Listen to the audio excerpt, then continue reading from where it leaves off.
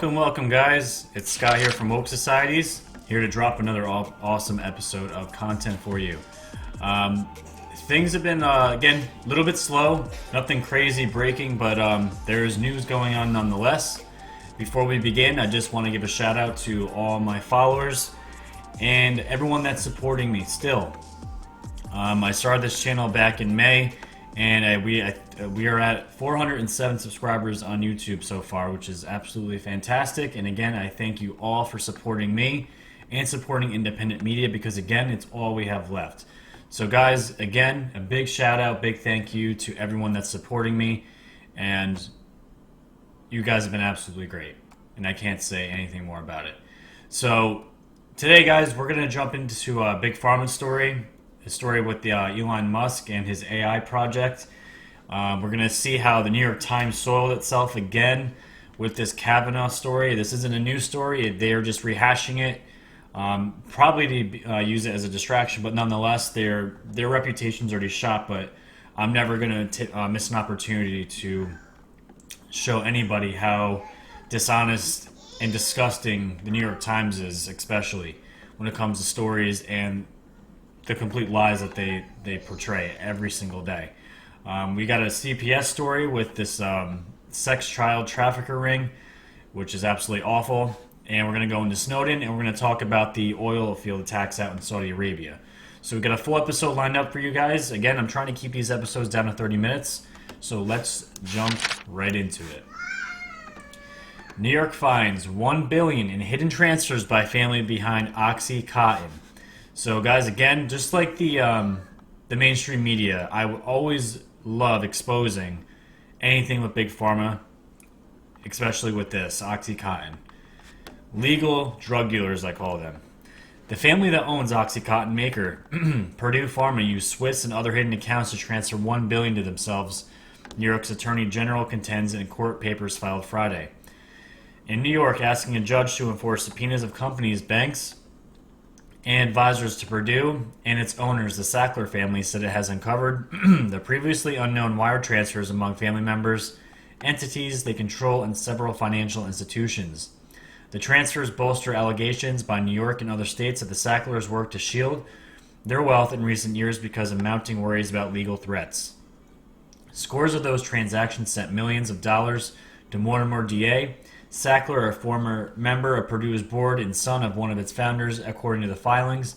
They point to $20 million shifting from a Purdue parent company to Sackler, who then redirected substantial amounts to shell companies that own family homes in Manhattan and the Hamptons.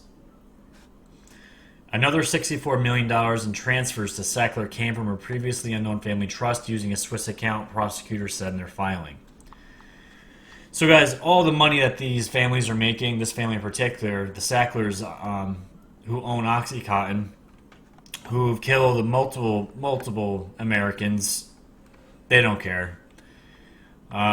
They were pushing money around in these tax havens, these offshore accounts and Swiss accounts, transferring these funds out so they could not be touched by the government. But now the government knows they were transferring these monies, and it's up to $1 billion in hidden transfers, and now this is on the docket. And as part of the settlement, Purdue is likely to soon file for bankruptcy protection, but New York and other states have promised they will continue to pursue the Sacklers, alleging that family members drained more than $4 billion from the company over the past dozen years. The family has used a complex chain of companies and trusts to control their holdings, some located in offshore tax havens. While the Sacklers continue to lowball victims and skirt a responsible settlement, we refuse to allow the family to misuse the courts in an effort to shield their financial misconduct. The limited number of documents provided to us so far underscore the necessity for compliance with every subpoena, New York Attorney General Letitia James said in a prepared statement. So guys, it's showing $1 billion in transfers, but you know, they're being sued, obviously. They're going to be taken to task as far as paying out to victims. I think it's going to be like between $10 and $12 billion, which is pretty good. But is it enough? These people have killed American families, multiple American families, thousands of people, with their pushing of Oxycontin.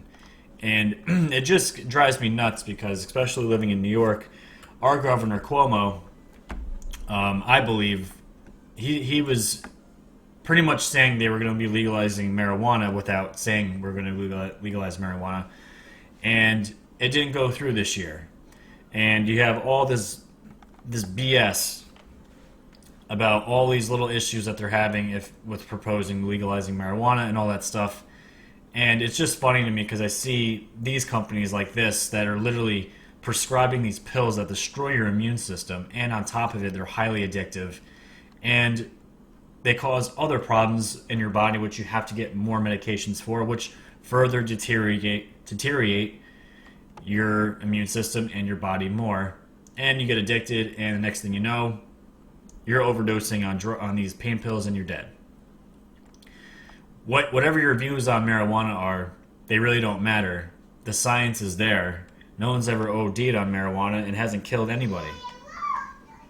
Overdoses wise. If someone gets in a car, drives high, and kills themselves, that's different. That's on them. But that's like anything, right? It's just like alcohol. But it's sad. It's really, really sad. And the fact that these companies were able to do this for so long, it just baffles my mind. And again, it all comes back to the money, right? So to piggyback on that, Oxycontin maker Purdue Pharma files for bankruptcy. Oxycontin maker Purdue Pharma announced late Sunday that it has filed for Chapter 11 bankruptcy protection as part of an agreement to settle landmark opioid litigation. This settlement framework avoids wasting hundreds of millions of dollars and years on protracted litigation, and instead will provide billions of dollars in critical resources to communities across the country trying to cope with the opioid crisis, it said in a statement. The settlement, estimated to be worth between $10 billion and $12 billion, will be split between the thousands of plaintiffs, mostly state and local governments, that have sued Purdue over its alleged role in the opioid epidemic. In no uncertain terms, any deal that cheats Americans out of billions of dollars, sorry guys, my son's really loud right now, allows the Sacklers to evade responsibility and lets this family continue peddling their drugs to the world as a bad one, which is why New York remains opposed to it. New York Attorney General Letitia James said in a statement Monday. Again, she's saying she will go after these people. Forbes estimates the family's worth is about $13 billion, and the Sacklers will give up ownership of the company and contribute at least $3 billion as part of the proposed settlement. So that's what they're worth, guys. So what I just said before about the lawsuits being $12 billion, that's not correct. The family is worth about $13 billion, and what they're trying to settle out is about $3 billion. So, but you see this, these families still come out on top. Billions of dollars. They still profited. They'll pay the $3 billion. They'll give up the ownership, but guess what? They're the 19th most richest family in the world. So you think they, just we'll get rid of that money, to shut everybody up, shut all the victims up, and we go on, continue living our lives after we destroyed thousands of people's lives.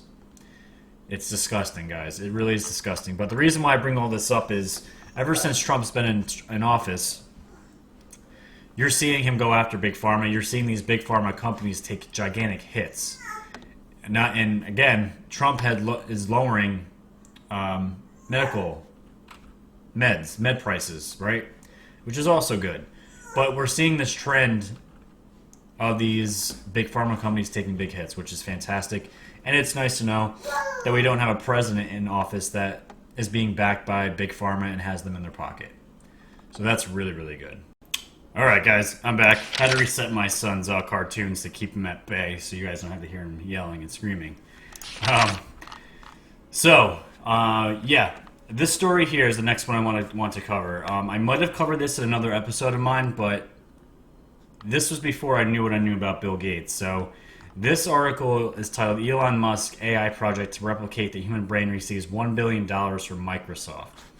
Microsoft has invested $1 billion in the Elon Musk-founded artificial intelligence venture that plans to mimic the human brain using computers.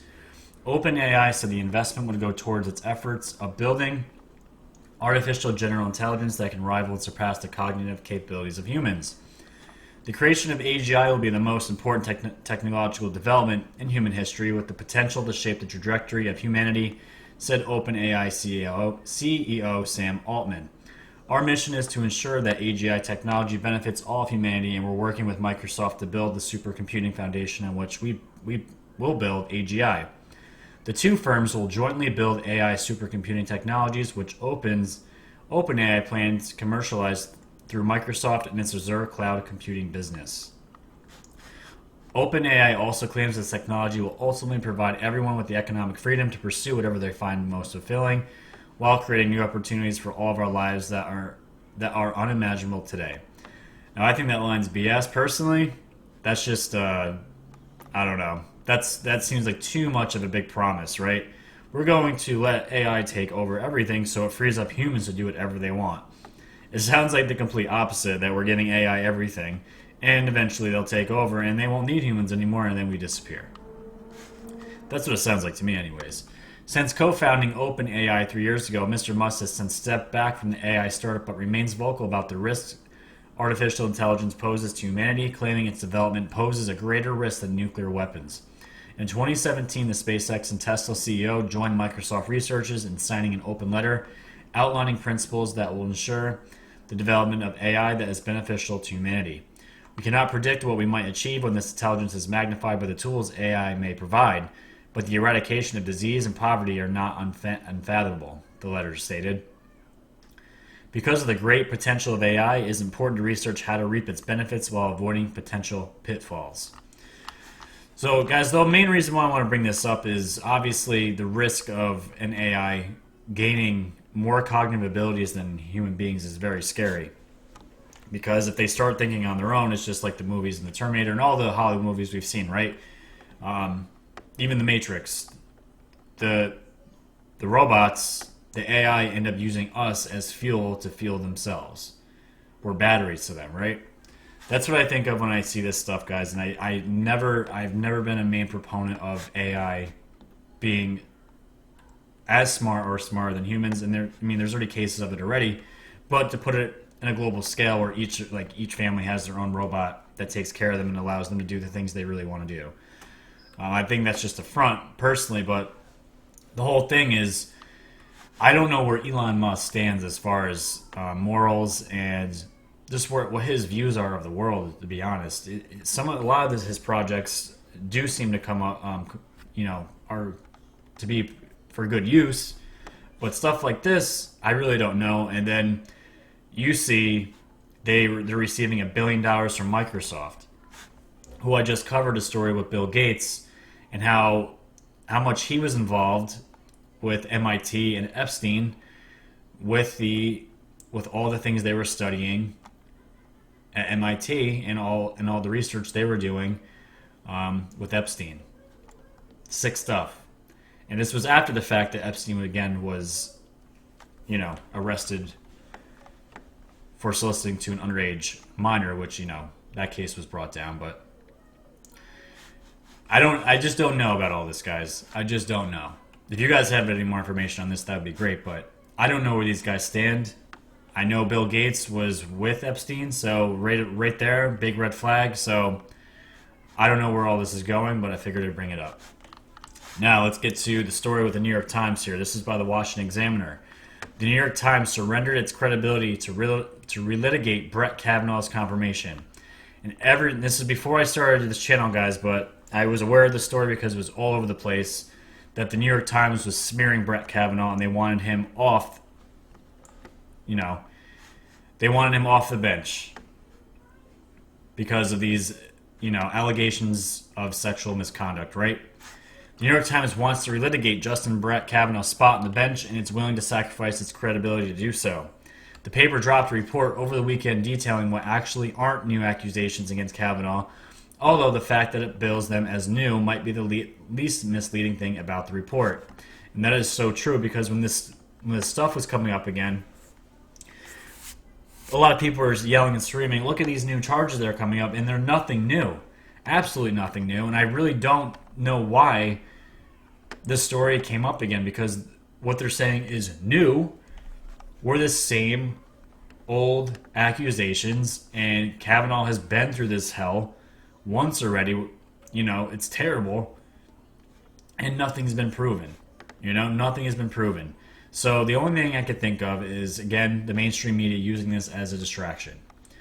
So it says in the article, essentially 2 old accusations lacking credibility have been conveniently repackaged to sell books. They are not the bombshell the Times want them to be, as before, neither has been credibly corroborated, and therefore neither is believable. But the New York Times, guys, put all their eggs in this basket.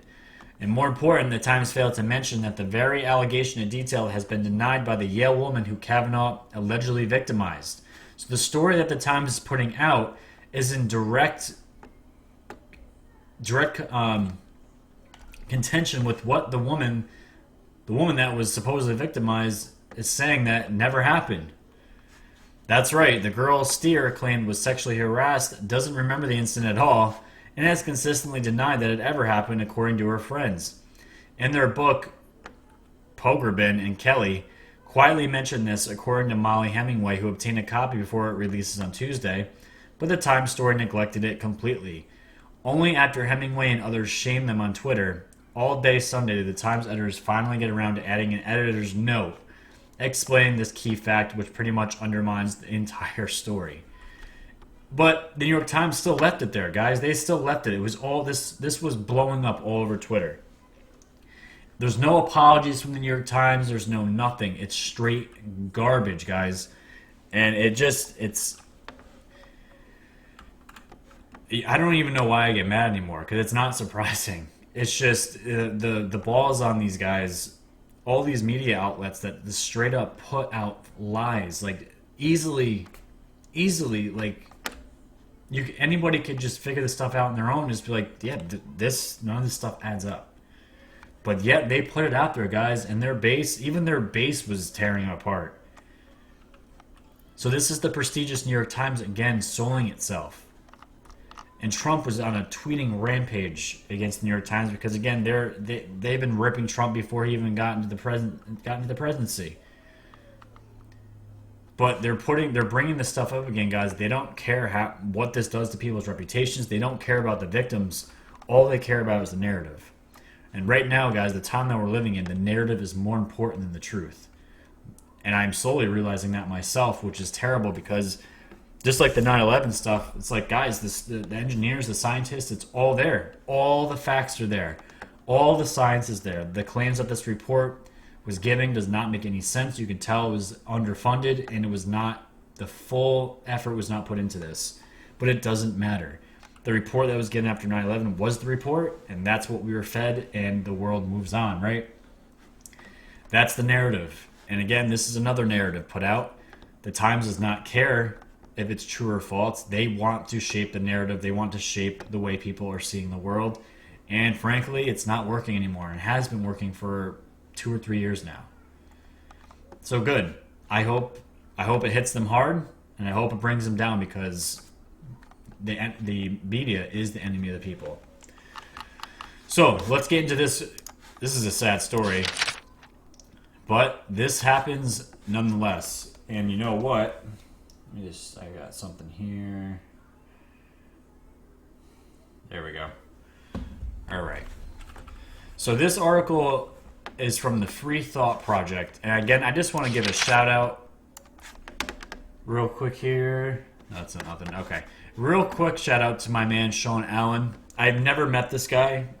He has been helping me out with my YouTube channel and exposing it to a lot of people and getting me a lot of subscribers. So I got to give a shout out to him. He's also been sending me articles to talk about on this channel. So I appreciate it. Any kind of help I get, I'm open to any suggestion. Any kind of help I can get to get this channel booming and growing. So this title is called "A Woman Who Previously Worked for the Arizona DCS Has Broken Her Gag Order and is Speaking Out About a Horrifying Child Sex Trafficking Ring in which children are raped and tortured." Now, before I jump into this, guys, obviously the title is terrible, right? You know it's going to be a gruesome story. One of the first episodes I did on this channel was with a woman that I interviewed with my wife, actually. Her name's Susan Pleva. And her story was her child was taken from her and sold by what they call a baby broker to a family that was looking to adopt, and this woman that sold Susan's child made huge profit on it. But currently, I don't even know if the case probably already happened, but this woman is going to jail. Obviously, she's going to prison. But her child was sold and so, I can't remember the complete story, but her child was pretty much taken from her. The natural born mother, Susan, her son was taken from her and sold to another family. And it's not exactly directly correlated with the story, but the thing is, what is correlated with the story is that there is deep, deep corruption with the child protective services and the adoption agencies. It's just like abortions, guys. And again, everything in this world is not what it seems, and that is becoming more and more clear to me. And again, I have been telling my friends and family, and they're starting to see the light finally. And these state departments that take children because they see that your family's unfit takes your child, and guess what? This child that's fostered ends up usually with a pedophile, and their situation becomes even worse. So let's take a look. This was in Arizona. While many think that the state taking children from parents is a noble gesture to protect the child, all too often the state removes kids from a bad situation and throws them into a situation akin to a horror film. Many times the children are taken from caring parents who happen to hit a rough patch in their lives and thrown into torturous and outright sadistic situations where they end up raped, tortured, even murdered. Beth Breen, a former employee of Arizona DCS, recently broke her gagging order and went on Northwest Liberty News, where she detailed the horrifying treatment suffered by a young girl named Devani at the hands of the state foster system. According to Breen, she is not supposed to speak about the case because of the gag order, but is anyway because the information is vital and the order unconstitutional. And I commend this. I don't know if this is a man or a woman, but I commend them. Breen explained that she was a driver. Okay, so it's a woman. Breen explained that she was a driver for a 5-year-old girl whose stay in foster care ended with her being permanently disfigured and fighting for her life in ICU because of her bureaucratic protection within the system. And protections in quotes. The child, who was referred to as Jane Doe in a lawsuit, but whose real name is Devani, was taken from her parents because they had substance abuse issues. Because her mother struggled with addiction, the state took Devani from her. Like mentioned before, they took her from a bad situation and threw her into a nightmare where she was repeatedly raped and tortured. During the interview, Breen states that there was 36 police reports made to the foster home in which Devani lived, but that they were never investigated. The foster parent, David Fraudtam, the deputy commander of the Fort Huachuca Army Base, a position he held after being kicked out of Afghanistan for deviant sexual behavior, would only be arrested after this monster became so overtly careless that he went to the foster office drunk to collect his check for fostering children. And guys, there's probably so many red flags with this guy, Fraudtam, the guy that was doing this terrible stuff to this girl, and many others, that he got so careless, that he felt so confident in what he was doing, that he showed up to a foster office trashed, collecting checks for fostering children. You think something might have been done? You think anybody in the state would have seen maybe something before it got really to this point? Probably. But the thing is, a lot of these states don't care. These adoption agencies don't care, because what these adoption agencies do, they make a ton of money with these children. Breen said she was perplexed at the fact that only 3 people were arrested in connection with the child sex trafficking and torture ring Fraudtam was running out of his DCS-approved foster home, a state-approved foster home. Instead of opening a statewide investigation after Fraudtam and another sex trafficking sicko were arrested, the state went after those who tried to expose it. So instead of going after the pedophiles, they went after the people that were trying to expose the pedophiles. Sounds like the world we live in today. Does not surprise me. During the interview, Breen explains how she was arrested for peacefully protesting the abuse of children inside the system. After having her child taken, Michelle Tremor called her, and the girl's biological mother began to improve her condition. With a clearer head, Tremor noticed that her daughter seemed to be deteriorating in the care of her state-appointed foster parent. I did everything DCS wanted me to and received certificates of completion and was in full compliance when my rights were severed, Tremor said. After only a few weeks in the care of Fraudtam, multiple signs of abuse and neglect began to arise. However, no action was taken. Tremor had pointed out on multiple occasions that her daughter had continued urinary tract infections, which can sometimes indicate signs of repeated sexual abuse in children. Her concerns, however, fell on deaf bureaucratic ears. Common sense, right? A 5-year-old having UTI problems. I'm not a doctor, but I can't imagine that most kids have UTI problems. So wouldn't that be something to be looked into? But no, it's ignored. Probably because they had signs that this guy that these that the this adoption agency DCS was backing, so they didn't want to look bad, so they kept things quiet, right? That's probably what happened. I told my CPS DCS caseworker on several occasions due to my concerns, and they were all ignored. State can't look bad, guys. State, it can't be the state's fault. Let's tear apart these children from their parents, and then give them the pedophiles. Instead of investigating Jane Doe's biological mother's concerns of abuse, DCS and the defendant caseworkers accused her of making false and exaggerated reports to DCS, the lawsuit states. Despite jumping through all their hoops, the state refused to give back Tremor her daughter. The longer she stayed away from her mom, the worse things got for little Devani. Fraudson had been in the state's foster program, listen to this, guys, from 2002 until 2015 when he was removed after being caught DUI with children in his car, one of whom was Devani. This guy, people, was allowed to be doing this for 13 years. So yeah, no wonder he walked in to the foster agency drunk, asking for his checks. Why wouldn't he? He's got away with it for 13 years. What's another year? Who's going to stop him? And not only that, he's driving trash with children in his car, and one of them was this little girl, Devani. And for more than a decade, this sickle likely preyed on children, all of whom were given to him by the state of Arizona. And the whole article keeps going, guys. It's the same stuff. And again, it's another organization that's pitched to us by mainstream media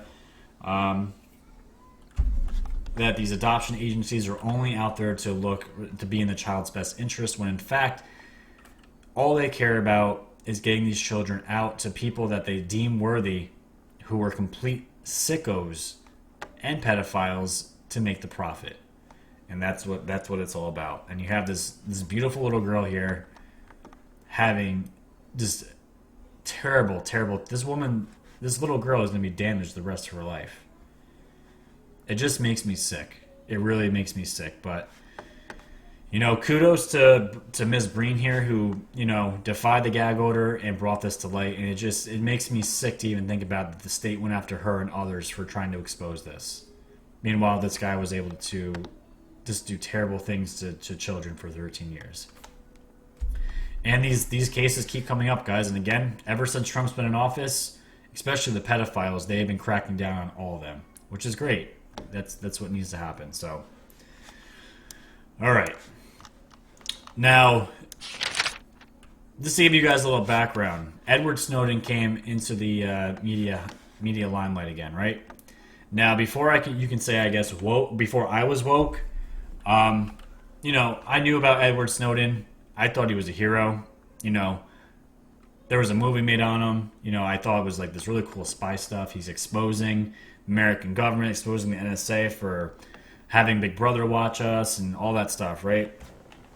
But then I found Q, and then everything came together for me.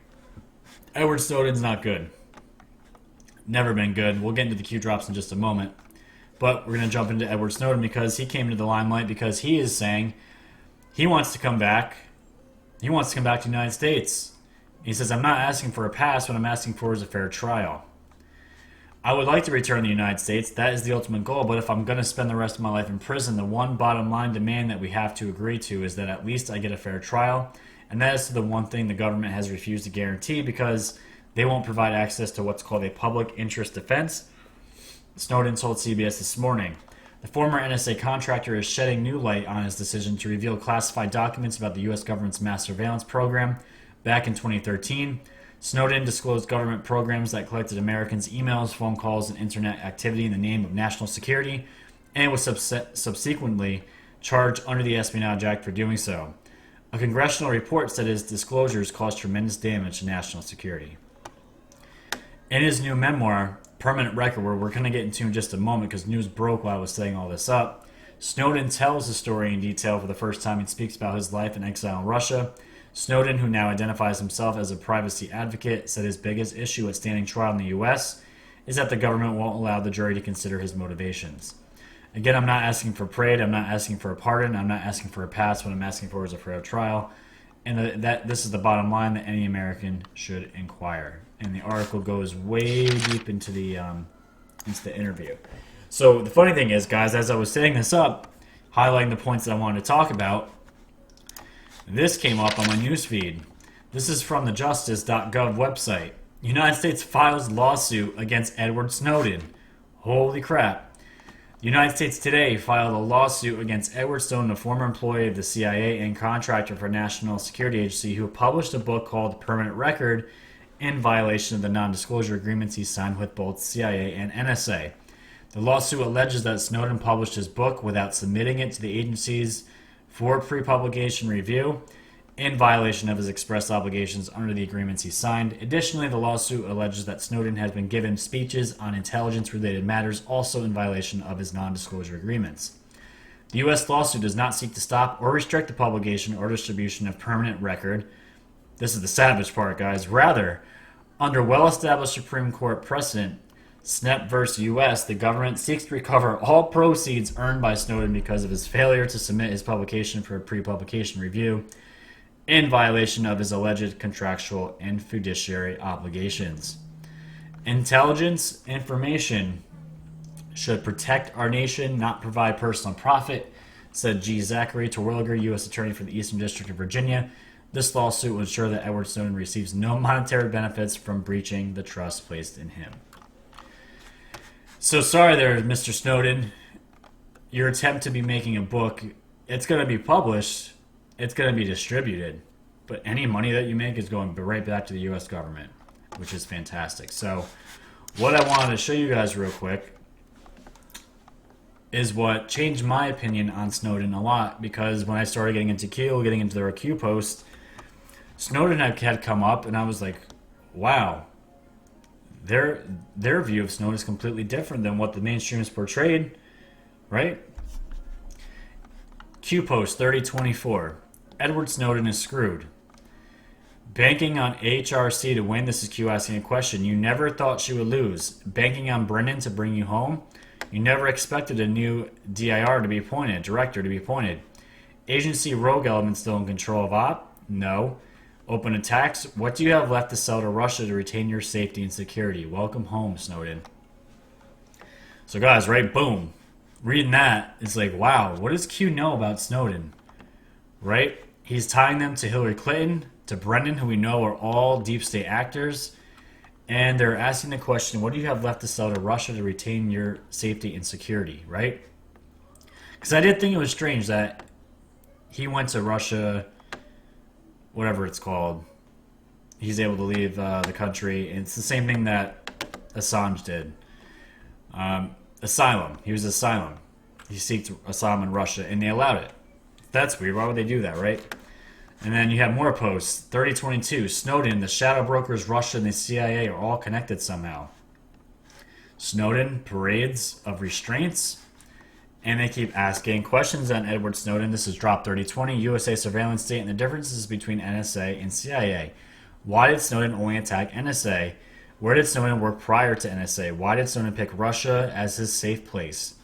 What events occurred directly after release of NSA packs? How do you avoid data privacy laws? Charter of NSA, Charter of Agency, DARPA, LifeLog, Facebook, which we know DARPA, the defense agency, created LifeLog, which internally ended up becoming Facebook. Define surveillance state. A surveillance state is a country where the government engages in pervasive surveillance of large amounts of its citizens and visitors. Matters of national security. Accepted reality. Why was the NSA targeted? Why was the agency protected/sheltered?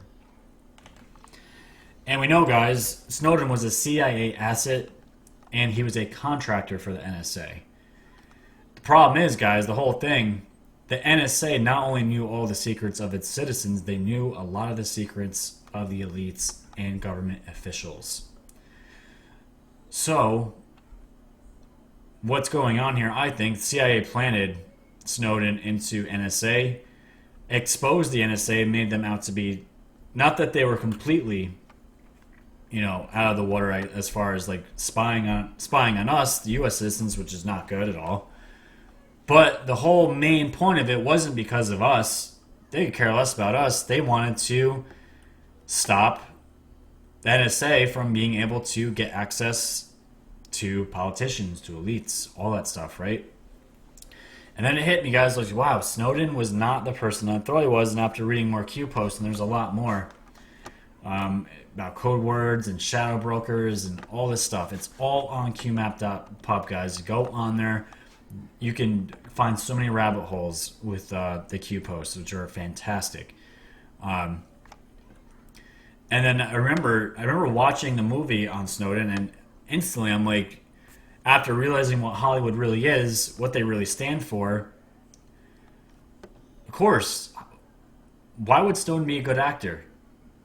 Not talking like actor as in movies, but just a good. Why would he be one of the good guys, right? And then it hit me, Hollywood making a movie about Snowden right then and there. It should tell you everything. Hollywood has motives just like everyone else, and they're all tied to the deep state. And why would Hollywood make this video portraying a good version, painting Snowden as a patriot? He's not. Q knows it, and everything Q has posted has come to light and is currently coming to light, and they already know they have everything. So what would they? I have no reason not to believe anything that Q posts about Snowden at all, which I think it's just hilarious. And the fact that he published this book, and now he's not getting any monetary benefits from it is even better. So good job, Snowden. Your country screwed you again. So the last story, guys, I want to talk about. This again was sent to me by Sean Allen. This is from looks like a blog called "The Mind Unleashed: What You're Not Being Told About the Saudi Oil Attack." So obviously everyone knows the Saudi Arabia's their biggest oil refinery was attacked by cruise missiles and drones, right? It's a huge thing with Trump right now, with Iran, and everyone's freaking out. We're going to be going to war with Iran, blah, blah, blah, blah. So Saudi Aramco's Abqaiq refinery, the largest oil processing facility in the world, and the Khurais oil field were reportedly attacked by a barrage of cruise missiles and drone strikes on Saturday. Not surprisingly, U.S. President Donald Trump warned that the U.S. is locked and loaded to respond to the attack, but insisted that he was still waiting to verify who was responsible. U.S. Secretary of State Mike Pompeo immediately rushed to blame Iran, which isn't a surprise, even while Yemen's Houthi rebels claimed responsibility for the attack. A Saudi military spokesman said the initial investigation suggests Iranian weapons were used. So we're going to get into that, guys. So you have a group of rebels that claimed responsibility for the attack, but you have the U.S. Secretary of State and other investigations and a military spokesman, this is where this reporting is coming from, suggest, in quotes, Iranian weapons. This already sounds fishy. On Sunday, the U.S. issued satellite images and cited intelligence as proof of Iran's culpability. According to an unnamed U.S. official, Iran launched nearly a dozen cruise missiles and over 20 drones from its territory in order to carry out the attack. However, some officials have contradicted this, stating instead that the attack likely came from Iran or Iraq. Iraq categorically denied any involvement after an anonymous Iraqi intelligence official told Middle East Eye that the strikes were launched from Iraqi territory and were in retaliation for Saudi-funded Israeli drone strikes in August on Iranian-trained forces in Syria. While Iran has denied the accusations, the country has threatened that it is ready for war if need be. One senior Islamic Revolutionary Guard Corps commander even told Tazin that everybody should know that all American bases and their aircraft carriers in a distance up to 2,000 kilometers around Iran are within the range of our missiles. Oh, that's wonderful. Understandably, this recent attack has sent a shockwave through the global oil markets, cutting oil supplies by 5% as global oil prices surged more than ever before. And the great thing is about Trump, he is pulling our oil reserves from our own country and using it to combat the prices of this because he's just that awesome. But the media attacked him on that too. We must ask ourselves how, under the watchful eye of the world's leading military superpower, was it possible for the world's largest oil processing facility to be targeted so heavily and in such dramatic fashion? As stated by the Council on Foreign Relations, protecting Saudi Arabia and other Persian Gulf producers has been a cornerstone of U.S. foreign policy for decades, as providing security for the oil-rich Persian Gulf region has been a U.S. priority since World War II. The Brookings Institution further argues that deterring Iran's ability to encroach on Saudi oil fields is one of the main reasons for a continued American military presence in the region. To that end, the U.S. even provides Saudi terminals with sophisticated U.S.-made Hawk surface-to-air missiles. According to an estimate by Securing America's Future Energy, the U.S. spends approximately $81 billion, guys, a year protecting these oil supplies around the world.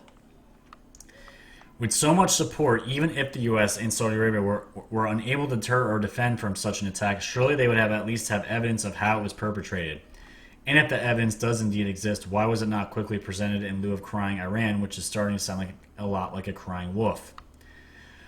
Why is the U.S. government so sure that Iran was behind the attack and not the more likely culprit, the Houthi rebels who are currently locked in a brutal and deadly conflict with the kingdom? After all, even the New York Times notes that Houthi drones have a range of nearly 1,000 miles, which give them the capability to strike Saudi territory. Now, this is my 2 cents on all this, guys. And the article does go on a little bit more. So, everyone remembers what happened with Trump in North Korea. Before his presidency, the mainstream media was pushing the narrative that we were going to be, Trump is now our president. He has no idea what he's doing. He's going to start a war with North Korea and piss off Kim, right? You have all these stories again after the fact, after Trump became president, that tensions were high, everything's going to be bad. We're going to be in a nuclear war, blah blah blah blah, and then all of a sudden, guys, what happens? Trump strikes a deal with Kim. He has the iconic walk over into North Korea, being the first U.S. president ever to step foot into North Korea on that territory line, the DMZ line. And now things have calmed down with Kim and North Korea. The deep state actors there were removed. We all know the deep state had their puppet strings in North Korea with the CIA, and they're no longer there. So, and remember, guys, remember the oil tanker stories a few months back about, what was it? Iran oil tankers taking over British ships and crossing into enemy lines and all this stuff. And it was more stories pushed by the mainstream media that we were going to be going to war with Iran. Trump has no idea what he's doing. He's going to piss off this country. He's going to put us into another war, which, ironically, the mainstream media would love nothing but to be in another war because it's a huge distraction. The deep state loves war. It takes eyes away from other problems. So, this is the same setup, guys. I believe this is going to be the same setup with Iran. I believe there's still deep state actors, maybe some CIA assets that are still there in Iran, and there's reports saying that it was this rebel group, but maybe what's going on is Trump knows where the deep state actors are. Maybe they are Iran, and maybe they want to put the blame on Iran to take these deep state actors out without going to a war, instead being surgical and using precision to take maybe 10 of these guys out instead of sending thousands of troops to kill thousands of people and kill civilians over there in the midst of all of it. That's what I think is going on. The last thing Trump needs is a war. And I know he knows that. The guy's a genius. I don't have to speak for him. This is just what I think about the whole situation. I think they're putting these blames on Iran, despite the knowledge of these rebel groups. It could have been the rebel groups. It could have been Iran. But so if it was Iran, maybe it was these deep state actors that Trump knows, and maybe he wants to take them out. And maybe after all this is over, these deep state assets, once they're taken out, killed, captured, whatever, they can then go in to Iran, strike up a deal of peace, and again, we have good relations with Iran. That's what I'm thinking is happening here. I would love to be right. I could be wrong. But that's what I think is happening here. It's a script, guys. This is a show. This whole thing is a show. And I believe it's going to follow the same script that it did with North Korea. I don't believe we're going to get into an all-out war with any country while Trump's in office. I really don't. It's the last thing that he needs right before an election. The last thing he needs. And the media knows that, so the media is going to put out these stories that, the oil prices are going up, Iran's the blame, we need to go over there and start a war, which is funny. It's not going to happen. So, I wanted to give you guys another spin on what the media is portraying about these oil attacks. I thought it was really, really Really, really interesting. And again, a lot of these anonymous statements, guys, that we were getting were from military officials. And they're all anonymous. None of these guys put their names to it, so it makes it even more of a red flag. So, all right, so that's going to be it today, guys. I hope you enjoyed the episode. Again, share, like, tell your friends and family, and most importantly, subscribe to this channel. I would love to hit 450 by the end of this month. If I could hit 500, that would be a tremendous goal, guys. I want to hit 1,000 by the end of the year. If I hit 500, I'm going to be getting an awesome neon light sign right over here with Woke Societies on it, just to give the channel a little bit better look. I'm going to get some other props as the days go on, but until I start making some money from this, which would be great. It's not my main motivation because I love making these videos, but yeah, I want to, again, take this channel far more than what just YouTube has to offer. So again, guys, thanks for listening. Thanks for sticking it out with me. I'm going to be back during the week. I have to do my big dig at some point this week where I'm going to be focusing on one story. Just have to figure out what that story is. Have to get into it myself. I haven't had a lot of time several of these last 2 days, but that episode is going to be out at some point this week. So I'll be around.